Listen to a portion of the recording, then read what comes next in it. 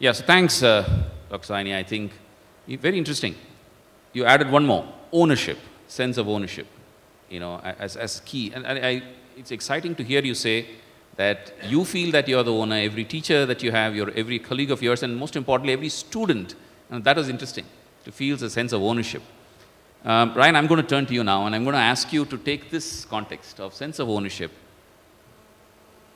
How do you run 129 schools. If you believe, and I'm sure you do, that this sense of ownership is crucial to the success of an institution, especially in terms of ensuring quality in a distributed delivery system like schools, there is no assembly line. It's the teacher in front of the student, and you actually therefore distributed delivery. You will, I'm sure, agree that this is crucial to have this strong sense of ownership. How do you achieve it in your schools? How do you achieve, very, very early in my life, somebody taught me that you should trust but verify. So that's the other word that I picked up from him, trust. So you should trust, and I'm sure you do. How do you verify? But in a manner that's consistent with what a sustainable institution can be as you go along. I think the point that Dr. Saini picked up on is something very empirical. I think that's really important because the head of the school, the principal of the school, or the headmaster dictates essentially what the school turns out to be. There is an organizational culture that flows down, right? But at the school, the principal and the team, they are responsible for the school. They are the face of the organization. They are the face of the management, and they are the ones representing, whether you call it core culture, whether you call it vision or mission. They are the pulse of the school. One way that what we do in all of our schools is that we ensure that all of our heads are all homegrown. So I actually have a few of my principals here from some of our schools. And they've been with us, they've seen me grow up. So they've been with us 15, 20, 25 years plus. And whenever we have a new school, it is one of our own, a teacher that has joined in and has progressed through the school, through the organization, has understood the cultures, has really taken ownership of the values and of the vision and the mission of the organization, and then is leading a school. So for us, the sense of ownership is very much inherent, and these teachers as heads, they know that when they come into the school, come into the organization, that there is a scope of growth for them. So there is that much more an aspiration, that much more a sense of achievement, and that much more the dedication. Please, go ahead. I just want to add to Pinto. So what we do, we strongly believe that a leader of the school should be autonomous. That gives the ownership. Leader of the school, who have written with the principal, typically should be the autonomous. So when we think that, we strongly believe that a McDonald kind of model don't work in education. Everything systematic process, and this is, leader has to have his own this thing. But how we ensure that trust but verify is also mixed in that this thing. So what we follow is we have an inner circle. These are the things they must do. And we have an outer circle. These things they should not do. So they can have their own space in between these two circles. That's how we operate. Interesting. So the takeaway, I'm going back to what Dr. Saini said. He talked about trust. He talked about sense of ownership. Ryan paraphrased it and then added one dimension to it, saying that growth for us, especially when you start a new school, is always done with an existing person going there, and therefore you seed the culture that has already been created so that's another. Growth comes through this kind of a seeding. I think Raj reaffirmed that. Anur, I'm going to come back to you. Now, this must be a nightmare for investors. The whole concept of investing in an entity which is dependent on people, which says that process is not that important. This is not a McDonald's. You cannot scale through just process. And it goes around saying that sense of ownership, and he talks about, unless I have somebody whom I can move to a new institution and therefore the culture gets carried, I really don't even, I'm interpreting it a little bit, but I don't even want to start a new institution. How do investors react to something like this? Because this is against the normal genesis of a lot of investment thesis and justification that would get done, isn't it? Well, this is a challenging question, right? to rephrase the question, could you really paint an Excel sheet on a canvas, right? So, and we see this across the board. And I have two comments right now. When we go out and rate schools, so we go in, run assessments and rate them. And what you essentially get as an output tells you and your stakeholders how good or bad you are, where you are on the excellence scale. The assumption that one makes is that if you were to map excellence and, let's say, the profitability of the school, most schools would scatter around a 45-degree line, which is the better the school is, the more prosperous it is, the more fees it charges and all of that. Very often what we see in a lot of developing countries is that is not the case. And it is a very typical problem. I don't think there is a cookie cutter response or cookie cutter answer. And I think that's the huge challenge. I mean, as a private player in education, the big challenge that each of us has is when are you running a business and when are you doing good for society and the constituents that you are able to impact.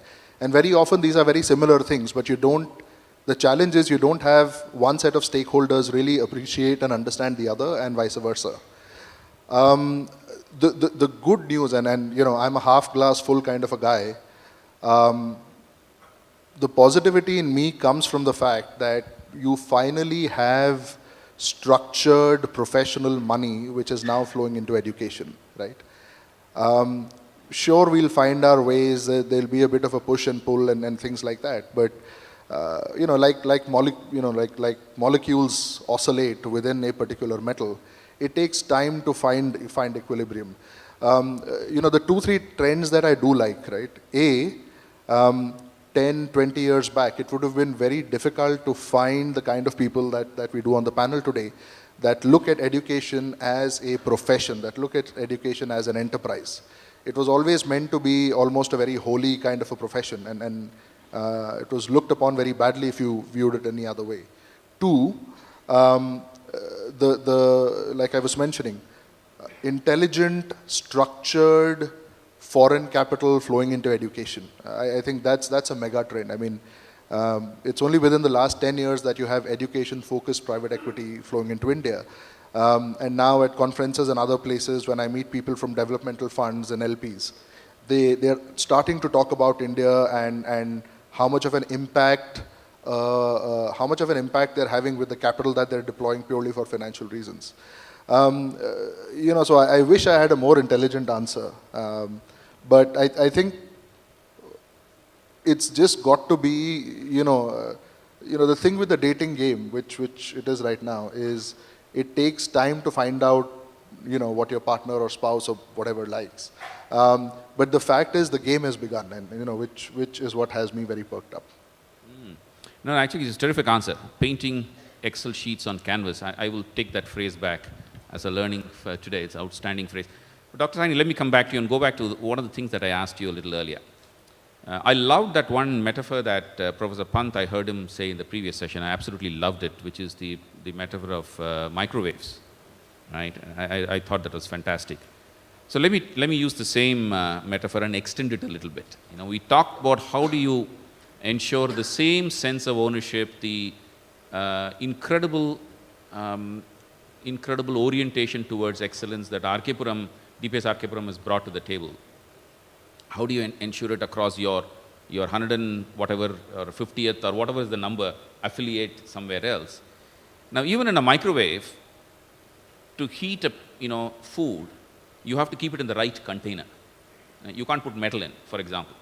So I'm just using the same metaphor. I'm kind of pushing it a little further, and I'm asking you, if it's okay with you, how do you bring that sense of individual institutions, based on whatever all of you have said, bringing in a spirit of excellence, particularly when it's an affiliate institution which is far away from you? What kind of right containers equivalent that you keep to make that happen? Again, because this is not a product like car or television, we are nurturing the future of the world. This is our philosophy. The child who is with me now, he is my future. When I will be old, he will look after me. Me means the human being, not in India. India also and abroad also. So we have to give the best thing to him, meaning thereby we should look after his health. If he is healthy, then second thing, he will be happy also. When two things are there, third thing we have to follow. We have to educate him. Education means not only to get 100% marks, that is required for excellence. This is the requirement of the parent and the society that we have to give. But at the same time, other things so that he can be accepted in the society, or he should also accept the society also. The feeling of accept and respect, the feeling of care and share must be given so that wherever he will go, people will accept him in the team and he will give his best to the team.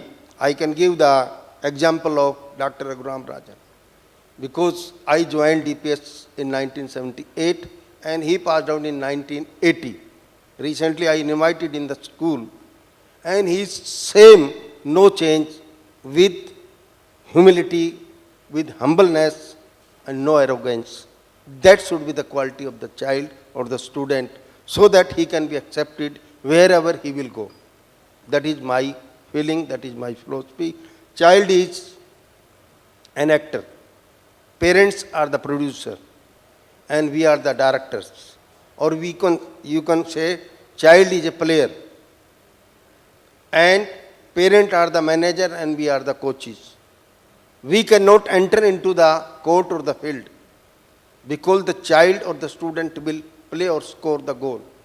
We can shout from outside. We can provide him or her the facility which is required for his harmonious all-round personality or the development.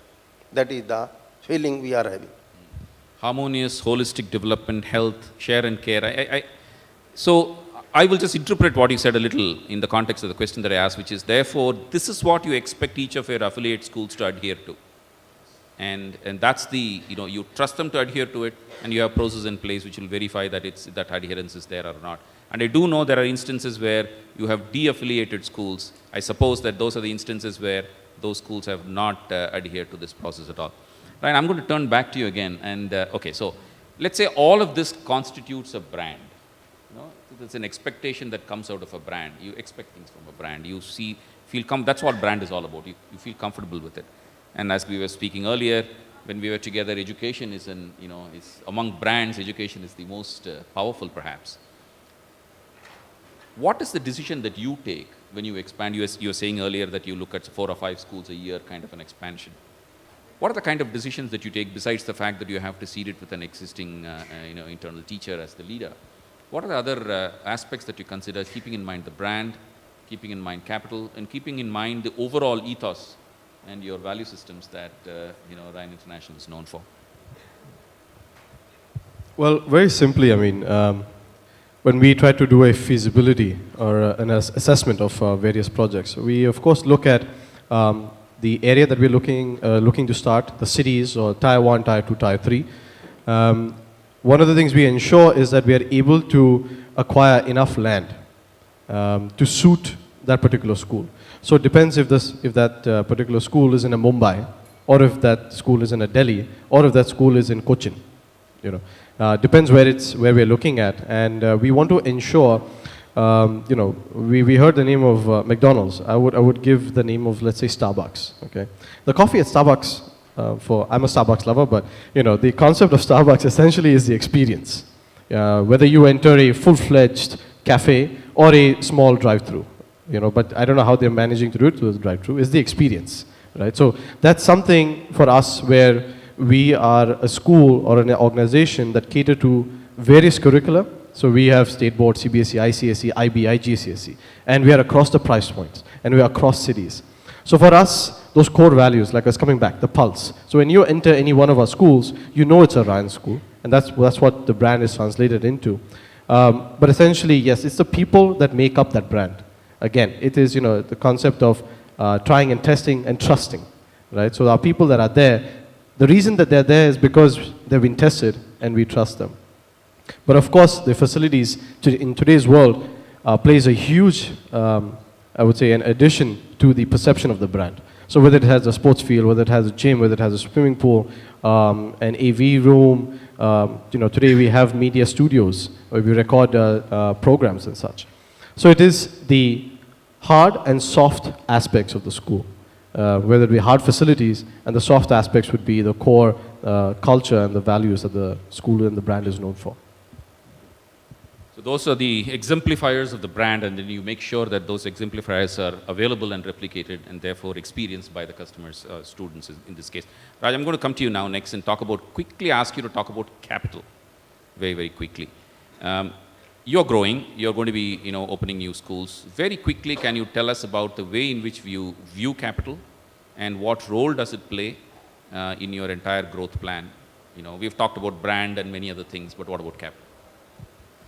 I just discuss in relation with investors' expectations because that's very important, this thing. So investors, whenever I meet, they tell me that Eversys is an education company, not a real estate company. Don't focus on real estate, just start a school in a rented building. So to my requirements, I have not found so far any of the builders or any of the REIT funds in India to build to suit school kind of situation for me. There could be a couple of people, but at least I didn't meet them so far. So this is a big gap in between me and investors. So I also realized that I'm an education company, not a real estate company. So what we are doing, thinking at least now currently, is we have 5 schools, Oak Ridge schools currently. So we are now trying to divest those infra properties, sell those properties and take a long lease. Very important point is long lease because it's a social obligation. So we have to run the school at least 30, 40 years there. People expect me to run the school there. So thinking about the long lease at around 10 to 12% kind of return, which gives me a lower cost of capital, which I can pass on to the parents actually. Very interesting. So that's innovation again for you. So you are focusing on growth, you want to release some of the capital that might be available to you therefore, and then you do it through a sale and lease back mechanism. But I also noted that you said it's got to be long term because it's a social enterprise at the end of the day.